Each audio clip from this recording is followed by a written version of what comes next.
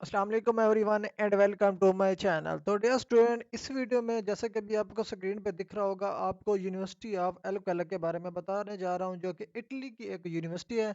अगर आप इस यूनिवर्सिटी में किसी भी स्पेसिफिक डिग्री प्रोग्राम में अप्लाई करना चाहते हैं, आप इंटरनेशनल स्टूडेंट हैं, तो आप किस तरह अप्लाई करेंगे, क्या क्या इसकी रिक्वायरमेंट होगी, एलिजिबिलिटी होगी, आपको इस वीडियो में आपको तमाम तरह गाइडलाइन दी जाएंगी। तो फर्स्ट ऑफ ऑल स्टूडेंट, इसका लिंक जो है ना वो आपको मैं डिस्क्रिप्शन में दे दूंगा। डायरेक्टली यहाँ पे जो ओपन हुई पड़ी है, इसका लिंक आपने क्लिक करना है तो इसका इंटरफेस ऑटोमेटिकली कुछ इस तरह से ओपन हो जाएगा। अब जैसे स्टूडेंट यहाँ पे ओपन हो जाए, इसका जो इनटेक है 2025-26 का वो ओपन हो चुका है, जिसकी लास्ट टू अप्लाई है 5 मार्च 2025। मीन के 5 मार्च 2025 तक आप अप्लाई करना चाहें किसी भी स्पेसिफिक डिग्री प्रोग्राम के लिए आप अप्लाई कर सकते हैं। इसमें जो कोर्सेज आपको कराए जा रहे हैं, इसमें तमाम मास्टर डिग्री प्रोग्राम आपको ऑफर किए जा रहे हैं, जो कि आपको इंग्लिश में स्टार्ट कराए जाएंगे।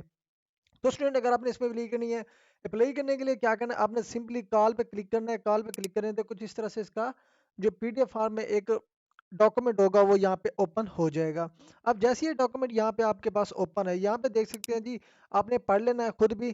Call for selection of student with foreign bachelor degree, mean के तमाम इंटरनेशनल स्टूडेंट, फॉरेनर स्टूडेंट जो इस यूनिवर्सिटी में अप्लाई करना चाहते हैं वो एलिजिबल है मास्टर डिग्री की इनरोलमेंट में। किसी भी डिग्री में अगर आपने कोर्स में इनरोल होना है यूनिवर्सिटी ऑफ एलकोला में, तो आप इसमें अप्लाई करना चाहें तो आप अप्लाई कर सकते हैं। तो अप्लाई करने का जो बेसिक चीज़ होगी वो क्या क्या आपने अपने माइंड में रखनी है। ठीक है जी, आप थोड़ा सा नीचे स्क्रॉल करके फर्स्ट ऑफ ऑल आपने यहाँ से अपने कोर्सेज देख लेने हैं कि यहाँ पे कौन कौन सा कोर्स अवेलेबल है जिसमें आप अप्लाई करना चाहते हैं, आइए कि वो कोर्स यहाँ पे अवेलेबल है कि नहीं। अब यहाँ पे देखिए जी, इसमें अप्रोक्सीमेट आपको 11 जो डिग्री प्रोग्राम है वो आपको ऑफर किए जा रहे हैं। ठीक है जी, इस यूनिवर्सिटी में इस प्रोग्राम में से किसी भी आप अप्लाई करना चाहें अप्लाई कर सकते हैं। उसकी रिक्वायरमेंट आपको यहाँ पे नीचे मिल जाती है। अगर आप मास्टर के किसी भी स्पेसिफिक डिग्री प्रोग्राम में अप्लाई करना चाहते हैं, तो यहाँ पे आपको जो रिक्वायरमेंट है वो भी आपको यहाँ पे बताई गई है। ठीक है जी, मीन कि आपके पास बैचलर की डिग्री होनी चाहिए, आपका इंग्लिश का नॉलेज होना चाहिए।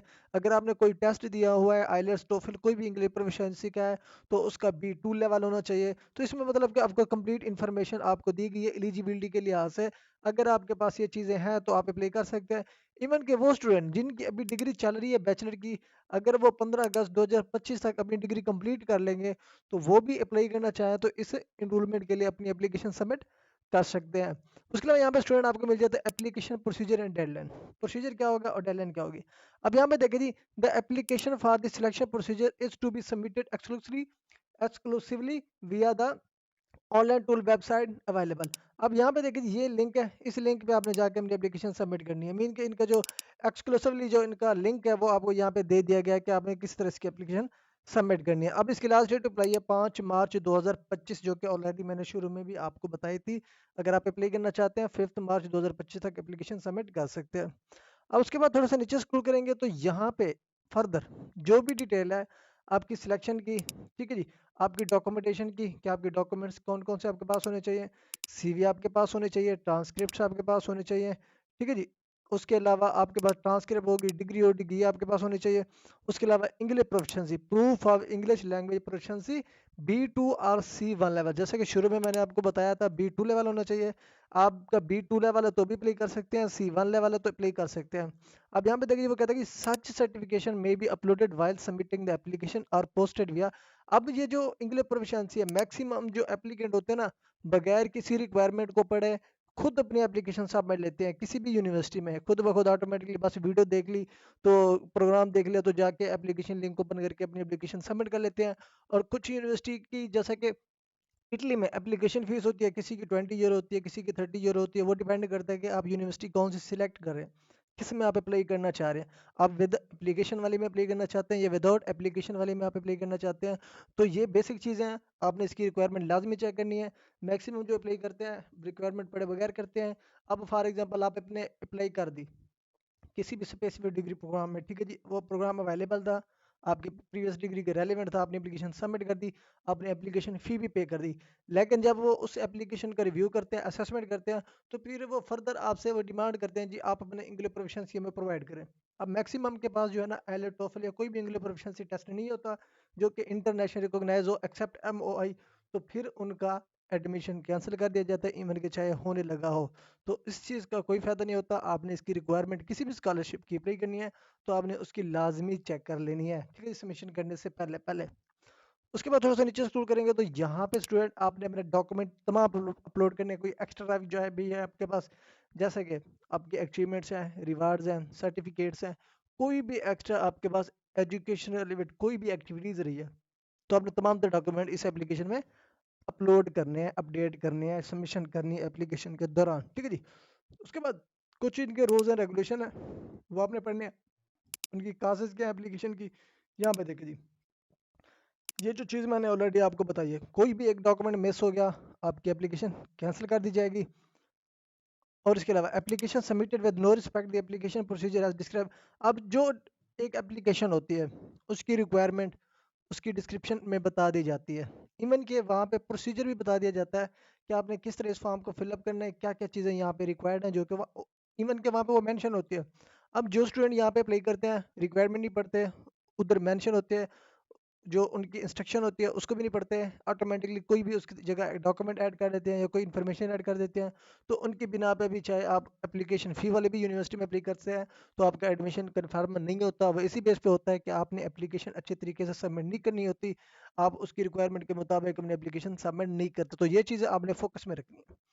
उसके अलावा कोई डॉक्यूमेंट्स होते हैं, जब फॉर एग्जांपल कोई डॉक्यूमेंट आपने एप्लीकेशन सबमिट कर ली, तो यूनिवर्सिटी रिक्वायर्ड करती है कि आप जो है ना, ये जो डॉक्यूमेंट जैसे कि ट्रांसक्रिप्ट्स होती, अब मैक्सिमम स्टूडेंट या मिनिमम स्टूडेंट जिनका रिजल्ट वेटिंग में होता है, लास्ट सेमेस्टर की उनकी ट्रांसक्रिप्ट नहीं आई होती, तो वो उनको एक चांस दिया जाता है। जैसे कि मैंने यहाँ पे ऑलरेडी आपको बताया, 15 अगस्त 2025 तक जो स्टूडेंट अभी इनरोल है लास्ट सेमेस्टर में, वो इस इनरोलमेंट के लिए अप्लाई करना चाहते हैं तो वो अप्लाई कर सकते हैं।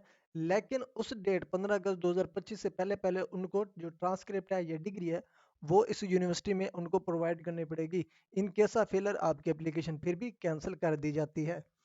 उसके बाद यहाँ पे स्टूडेंट आ जाते हैं जी, सिलेक्शन ऑफ कैंडिडेट।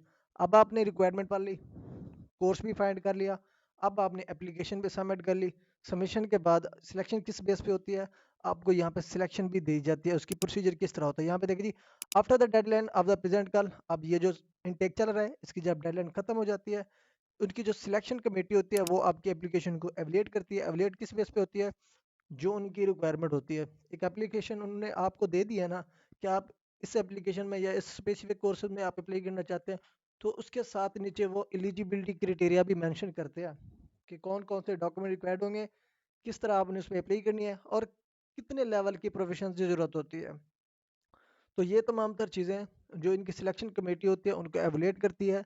जिनकी डॉक्यूमेंटेशन अच्छी होती है, जो केयरफुली एप्लीकेशन सबमिट करते हैं, रिक्वायर्ड डॉक्यूमेंट प्रिपेयर करके सबमिट करते हैं, उनको जो है ना फर्दर कॉल दी जाती है। जो रिमेनिंग होते हैं उनकी एप्लीकेशन उसी टाइम ही कैंसिल कर दी जाती है। उसके बाद all the application closed on the online tool पीका will be admitted under condition the committee will evaluate the admission request. अब जो कि मैंने ऑलरेडी आपको बताया, जो भी स्टूडेंट यहाँ पे अप्लाई करता है, उसके बाद जो जो वहाँ पे डॉक्यूमेंटेशन वो अपलोड करता है, उसकी रिक्वायरमेंट को चेक करते हैं कंप्लीटली कि आया कि स्टूडेंट ने इस एप्लीकेशन की जो रिक्वायरमेंट है वो पूरी की है कि नहीं। उसके बाद यहाँ पे देखिए student, each committee will define in A preliminary report in its own evaluation criteria. The report will be sent to the head of the procedure via email.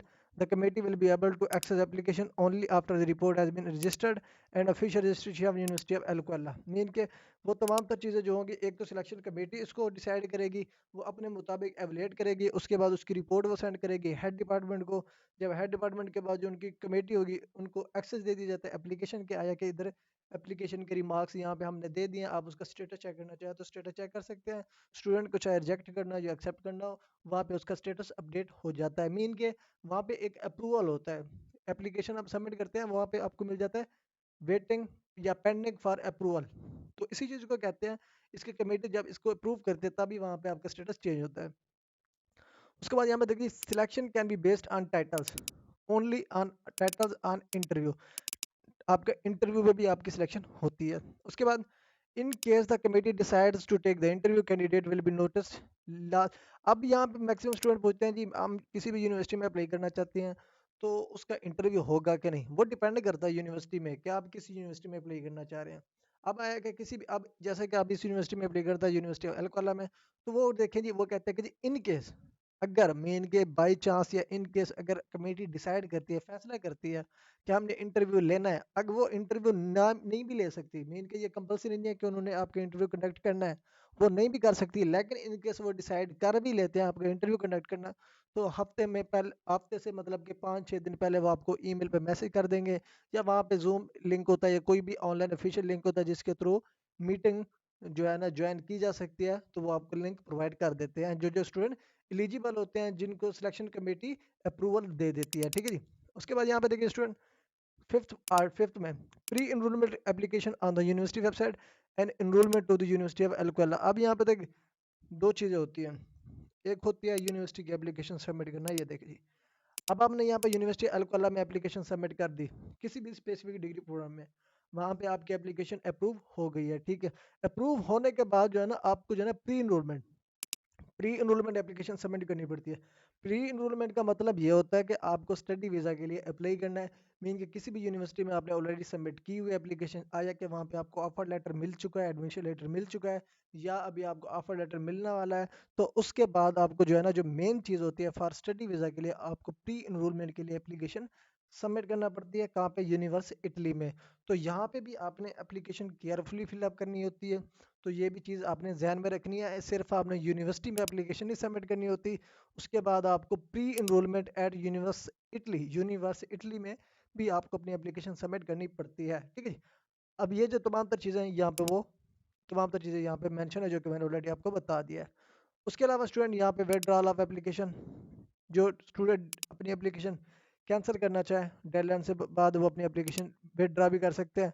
फिर उसके बाद प्रोसेसिंग होती है। ठीक है जी। उसके बाद यहाँ पे आपका डिस्क्लोजर किया जाता है, उसके बाद आपकी यहाँ पे जो स्टडी है वो स्टार्ट हो जाती है।